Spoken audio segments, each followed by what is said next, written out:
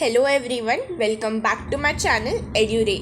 So today we are going to start with a new chapter of NCERT CBSE Class 10 Chapter 5 Periodic Classification of Elements.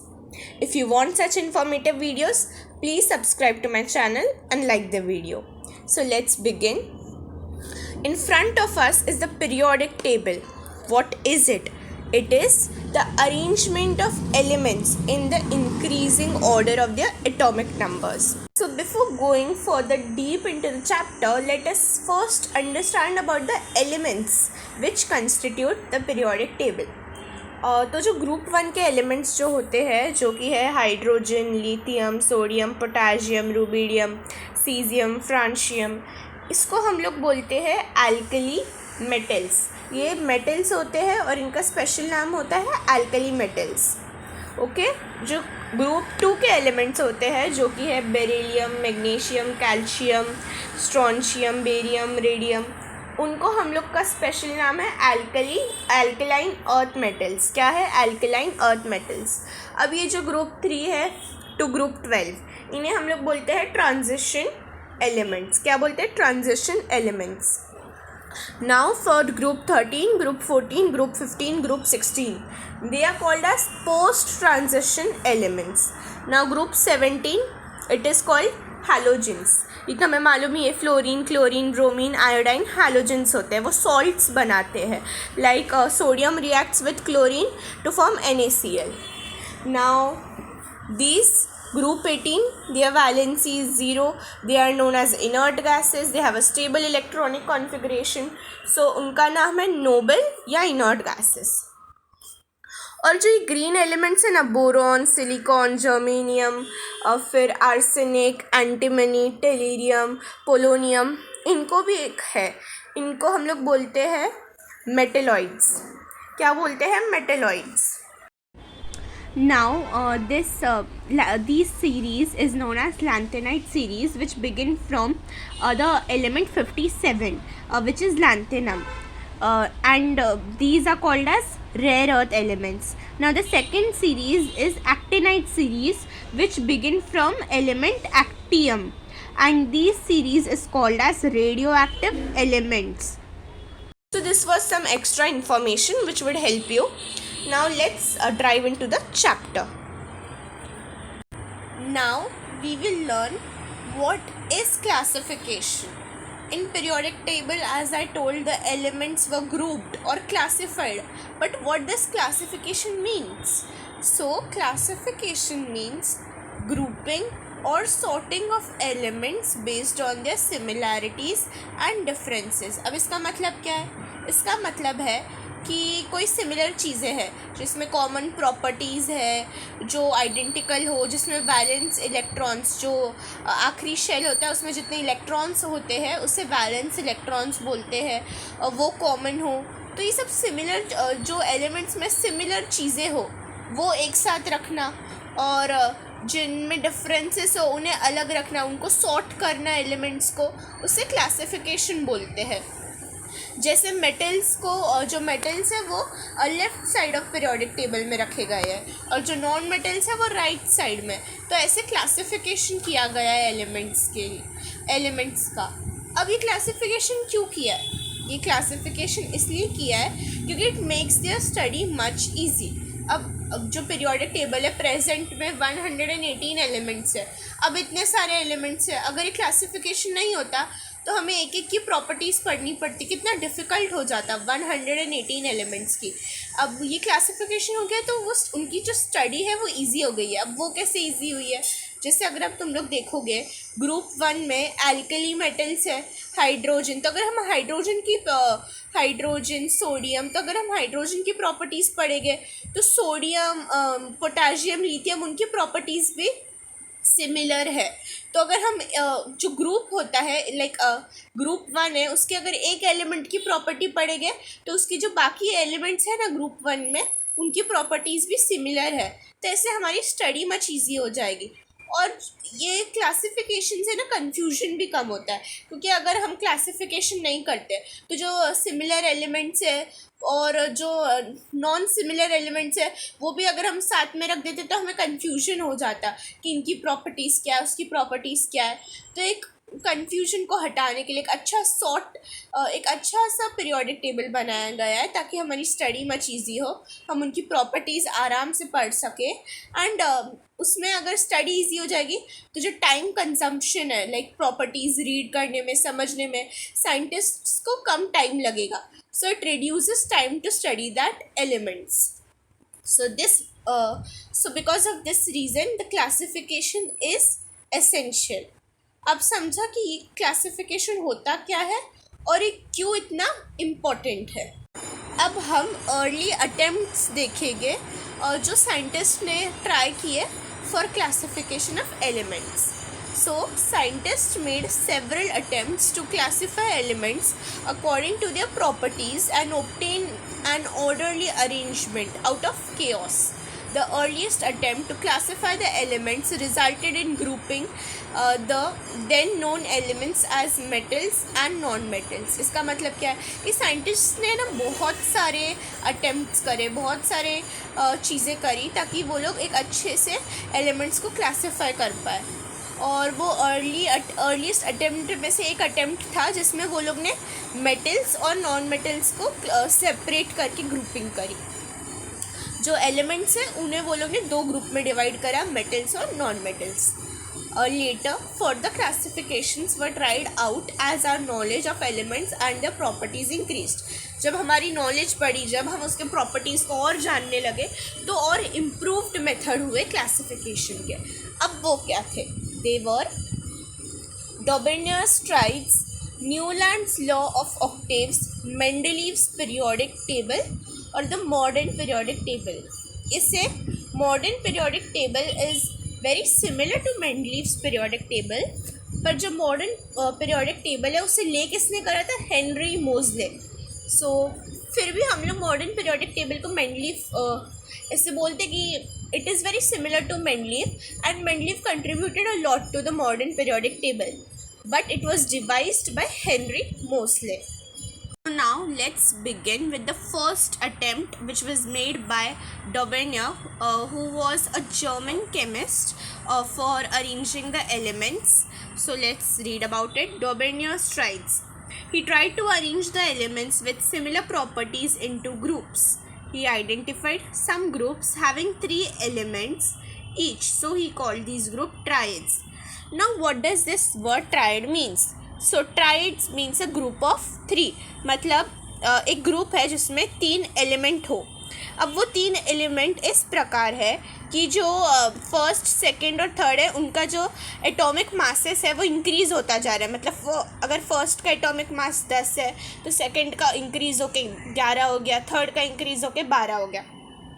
मतलब वो लोग ऐसे arranged है कि उनका एटॉमिक मास इंक्रीज़ होता जा रहा है। और एक कंडीशन है कि फर्स्ट कंडीशन है कि in the order of increasing atomic masses, and second condition है कि जो वो 3 एलिमेंट्स है जो ट्राइड के अंदर है उसका जो सेकंड एलिमेंट है या मिडल एलिमेंट है जो उसका एटॉमिक मास है वो रफली उसके फर्स्ट और सेकंड एलिमेंट का एवरेज है।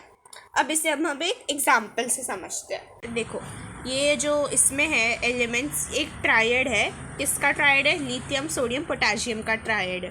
अब मैंने फर्स्ट कंडीशन क्या बोला था कि एटॉमिक मास इंक्रीज़ होना चाहिए, तो 7 से 23 हुआ, 23 से 39 हुआ, मतलब इंक्रीज़ हो रहा है, तो फर्स्ट कंडीशन फुलफिल्ड है। अब सेकंड कंडीशन क्या थी? सेकंड कंडीशन थी कि जो मिडल एलिमेंट है वो इन फर्स्ट और सेकंड एलिमेंट का एवरेज होगा। एवरेज मतलब कि अगर आप फर्स्ट एलिमेंट का एटॉमिक मास थर्ड एलिमेंट के एटॉमिक मास को ऐड करोगे और उसे डिवाइड बाय 2 करोगे तो आपको सोडियम का एटॉमिक मास आना चाहिए। सो लेट्स सी, लिथियम का एटॉमिक मास क्या है? 7। पोटेशियम का एटॉमिक मास क्या है? 39। सो 7 + 39 कितना होता है? 46 होता है। 46 डिवाइड बाय 2 कितना होता है? 23। तो ये कंडीशन भी फुलफिल्ड है। So this is a triad, this was known as Dobereiner's triad. अब सेकंड ट्रायड क्या है? सेकंड ट्रायड है कैल्शियम, स्ट्रोंशियम, बेरियम। अब इसमें क्या हो रहा है, इसमें हो रहा है कि कैल्शियम का 40 है, कैल्शियम का 40 है, स्ट्रॉन्शियम का 88 है, बेरियम का 137 है। एटॉमिक मास तीनों के इंक्रीज हो रहे हैं, मतलब they are in increasing order. अब अगर हम करेंगे जो कैल्शियम है और उसका एटॉमिक मास को बेरियम के एटॉमिक मास से ऐड करेंगे, मतलब 40 प्लस 137, उनका एवरेज लेके मतलब उसे डिवाइड बाय 2 करेंगे, तो 177 हो जाएगा डिवाइड बाय 2। 40 प्लस 137 इज 177, 177 को डिवाइड बाय 2 करेंगे तो कितना हो जाएगा 88.5। अब वो नियरली स्ट्रॉन्शियम के एटॉमिक मास से है, 88 और 88.5 बहुत कम डिफरेंस है, मतलब नियर टू स्ट्रॉन्शियम्स एटॉमिक मास। तो ये था सेकंड ट्रायड। अब जो थर्ड ट्रायड है वो है क्लोरीन, ब्रोमीन, आयोडीन। क्लोरीन का एटॉमिक मास 35.5 है, ब्रोमीन का 80 है, आयोडीन का 127 है। ये तीनों भी इंक्रीजिंग एटॉमिक मास के ऑर्डर में है। तो फर्स्ट कंडीशन तो है। अब सेकंड कंडीशन क्या था, क्लोरीन के एटॉमिक मास जो कि है 35.5, वो हम किससे ऐड करेंगे, आयोडीन के एटॉमिक मास, फर्स्ट और थर्ड एलिमेंट, प्लस 127, 35.5 प्लस 127। अब हम उनका निकालेंगे एवरेज, एवरेज मतलब डिवाइड बाय 2। तो 35.5 प्लस 127 कितना होता है, 162.5। 162.5 को डिवाइड बाय 2 करेंगे तो कितना आएगा, 81.5। अब जो ये 81.5 आया है वो नियरली इक्वल टू ब्रोमीन का एटॉमिक मास है, मतलब ये भी एक ट्रायड था। So this was Dobereiner's triad. Newlands law of octaves. अब जो डॉबर्नर ने जो अटेम्प्ट करे थे उससे जो अदर केमिस्ट थे वो भी इनकरेज हुए। उन लोगों ने भी सोचा जो एलिमेंट्स है उसे क्लासीफाई करने के लिए डिफरेंट मेथड निकाले। अब उसमें से एक साइंटिस्ट था, an English scientist called Newland, who arranged the then known elements in the order of increasing atomic masses. He started with the element having the lowest atomic mass, hydrogen. Hydrogen का atomic mass कितना है, 1। और उसने and किससे करा, thorium. Thorium एक radio active element है जो उसके क्लासिफिकेशन में लास्ट एलिमेंट था और वो 56th एलिमेंट था। So now let's see what was this Newland's law of octaves. So he found that every eighth element had properties similar to that of first. What does this mean? इसका मतलब है कि जो अगर elements एक together arranged है तो जो फर्स्ट एलिमेंट होता था ना उसको एट्थ एलिमेंट, उन दोनों की सिमिलर प्रॉपर्टीज़ रहती थी। प्रॉपर्टीज़ जैसे कि केमिकल प्रॉपर्टीज़, कैरेक्टरिस्टिक्स, बिहेवियर, उन दोनों एलिमेंट का सेम होता था। कौन से का, फर्स्ट और एट्थ का। Then he compared this to the octaves found in music, therefore he called it the law of octaves. Now why did he call it the law of octaves? Let's see that. So here as you can see, sa, re, ga, ma, pa, dha, ni, these are 7 notes. The 8th note is again sa, meaning the first note is similar to the 8th note which is again sa, right? So the first and 8th note are similar in case of music, means they are octaves. Octaves means a set of 8. So we can say there are 8 notes in music, and the first note and the 8th note being the similar sa, they are similar, they are same. In the same way, if you will see, let's consider lithium as the first element. So beryllium would be second, boron would be third, carbon would be fourth, nitrogen would be fifth, oxygen would be sixth, fluorine would be seventh, and sodium would be eighth. Now the first element lithium और जो eighth element है sodium, उन दोनों में similar characteristics थी। मतलब जो जैसे कि जो लॉ ऑफ ऑक्टेव्स है, मतलब जो म्यूजिक नोट है उसमें जो फर्स्ट सा है और एट्थ सा है दोनों सेम है, उनमें सिमिलर है। वैसे ही लिथियम और सोडियम फर्स्ट एलिमेंट और सोडियम एट्थ एलिमेंट, उन दोनों में भी सिमिलर प्रॉपर्टीज़ थी।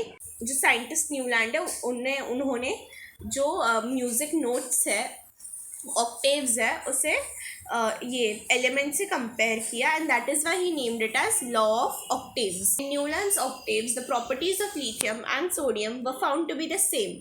Sodium is the 8th element after lithium. So ये मैंने अभी बताया कि जो सोडियम था वो 8th एलिमेंट आफ्टर लिथियम था और इन दोनों के प्रॉपर्टीज सेम थे। अब वैसे अगर आप सोडियम को फर्स्ट एलिमेंट कंसिडर करोगे, magnesium second, aluminium third, silicon fourth, phosphorus fifth, sulphur sixth, chlorine seventh और पोटाशियम एट्थ। सोडियम, पोटाशियम और लिथियम इन तीनों में भी सेम प्रॉपर्टीज़ थी, बिकॉज लिथियम और सोडियम सेम प्रॉपर्टीज़ है। सोडियम फर्स्ट है, पोटाशियम एट्थ है, इन तीनों में भी सेम है। अब जैसे कि फ्लोरीन और क्लोरीन में भी सेम प्रॉपर्टीज़ है। और टेक्स्ट बुक में एक और एग्जांपल दिया है, बेरिलियम और magnesium. Beryllium first, magnesium eight, दोनों एक दूसरे के नीचे है, इन दोनों में भी सेम प्रॉपर्टीज़ है। बेरिलियम, मैग्नीशियम, कैल्शियम इन तीनों में भी सेम है और फ्लोरीन क्लोरीन में भी सेम है। So because of this resemblance in properties of the first element, मतलब फर्स्ट एलिमेंट के साथ with the 8th element, he called it law of octaves. So this was Newland's law of octaves. Now let's see the limitations of Newland's law of octaves. मतलब इतना इसमें limitations थी. It was not pitch perfect. There were some limitations. Like पूरा perfect नहीं था ये. इसमें कुछ कमी थी. देखते हैं वो क्या है. It was found that the law of octaves was applicable only up to calcium, as after calcium every 8th element did not possess properties similar to that of the first. अब देखते हैं. जो कैल्शियम है, ये जो रो है, ये जो कॉलम है, बेरिलियम, मैग्नीशियम और कैल्शियम, ये तीनों में सिमिलर प्रॉपर्टीज़ थी. पर जो जिंक आ जाता है ना, कैल्शियम और जिंक में सिमिलर प्रॉपर्टीज़ नहीं थी. ये जो रो है, कॉलम है, लिथियम, सोडियम, पोटाशियम, इन तीनों में सिमिलर प्रॉपर्टीज़ थी, पर कॉपर में सिमिलर प्रॉपर्टीज़ नहीं थी. मतलब जो कैल्शियम है उसके बाद की जो एलिमेंट्स है ना, वो ये लॉ ऑफ ऑक्टेव्स फॉलो नहीं कर रहे थे. इसकी वजह से लिमिटेशन थी. ये सिर्फ कैल्शियम तक ही चलता था, मतलब सारे एलिमेंट्स फॉलो नहीं कर रहे हैं, तो दिस वाज अ लिमिटेशन, ये कमी थी. Then it was assumed by Newlands that only 56 elements existed in nature and no more elements would be discovered in the future. अब न्यूलैंड को लगता था कि नेचर में सिर्फ 56 एलिमेंट्स है और फ्यूचर में कुछ कोई एलिमेंट डिस्कवर नहीं होंगे, मतलब 56 का 56 ही रहेगा. But later on several new elements were discovered whose properties did not fit into the law of octaves. अभी जैसे हम लोग प्रेजेंट में बोलते हैं 118 एलिमेंट्स है, तो जब न्यूलैंड ऑक्टेव सेट हुआ उसके बाद थोड़ा देखा गया कि बहुत सारे न्यू एलिमेंट्स डिस्कवर हुए जिनकी properties law of octaves fulfil नहीं कर पा रहा था, वो फिट नहीं बैठ रही थी उनकी प्रॉपर्टीज लॉ ऑफ ऑक्टेव्स में. In order to fit elements into his table, Newlands adjusted 2 elements in the same slot but also put some unlike elements under the same note. Note that cobalt and nickel are in the same slot and these are placed in the same column as fluorine, chlorine and bromine, which have very different properties than these elements. अब इसका मतलब क्या है, ये देखो यहाँ पर है ना, कोबाल्ट और निकल सेम स्लॉट पे है, कोबाल्ट और निकल सेम स्लॉट पे है. अब फ्लोरीन, क्लोरीन और ब्रोमीन ये तो हैलोजेंस है, इनकी प्रॉपर्टीज़ तो सेम है, पर कोबाल्ट और निकल की प्रॉपर्टीज़ इन तीनों के बिल्कुल भी सेम नहीं है, तो these were placed in the wrong slot. Fluorine, chlorine और ब्रोमीन की प्रॉपर्टीज सेम है, पर कोबाल्ट और निकल की प्रॉपर्टीज़ फ्लोरीन, क्लोरीन और ब्रोमीन जैसी नहीं है, तो ये फिर इधर नहीं आने चाहिए थे, किधर और होने चाहिए थे. सो this was also another limitation. Next, iron, which resembles cobalt and nickel in properties, has been placed far away from these elements. देखो अभी जो ये आयरन है ये इधर है आयरन, और जो कोबाल्ट निकल है ये इधर है. जो इन लोग का पीरियड भी अलग है, मतलब ये पीरियड 3 में है, कोबाल्ट निकल पीरियड 4 में है, ये कॉलम मतलब ग्रुप 7 में, ग्रुप 1 में. तो कोबाल्ट और निकल और आयरन को एक ही ग्रुप में होना चाहिए था क्योंकि उनकी प्रॉपर्टी सेम है, बट वो लोग अलग अलग ग्रुप में. कोबाल्ट और निकल और आयरन जिनकी प्रॉपर्टीज सेम है वो अलग ग्रुप में, और फ्लोरीन, क्लोरीन, ब्रोमीन जिनकी प्रॉपर्टीज बिल्कुल भी कोबाल्ट और निकल से नहीं मिलती वो लोग सेम ग्रुप में. So this was also another limitation. Then thus Newland's law of octave worked well with lighter elements only. Lighter elements मतलब जिनका जो एटॉमिक मास है वो कम होता है, वो रिलेटिवली लेस होता है, और जो हेवियर एलिमेंट्स होते हैं उनमें से बहुत सारे रेडियो एक्टिव भी होते हैं। तो जो हेवियर एलिमेंट्स थे पीरियोडिक टेबल के, वो जो लॉ ऑफ ऑक्टेव्स है, न्यूलैंड्स लॉ ऑफ ऑक्टेव्स, वो उन हैवी एलिमेंट्स के लिए नहीं वर्क किया, वो सिर्फ लाइट एलिमेंट्स के लिए वर्क किया। और किधर तक वर्क किया? ओनली कैल्शियम तक ही it was applicable. After calcium, it was not applicable. These were the limitations of Newland's law of octaves. I hope you have understood this. This was the first part of the video. In the second part, we will discuss about the Mendeleev's law, modern periodic table and other things. If you like this video, please subscribe to my channel, like the video and share it with your friends and family. Thank you.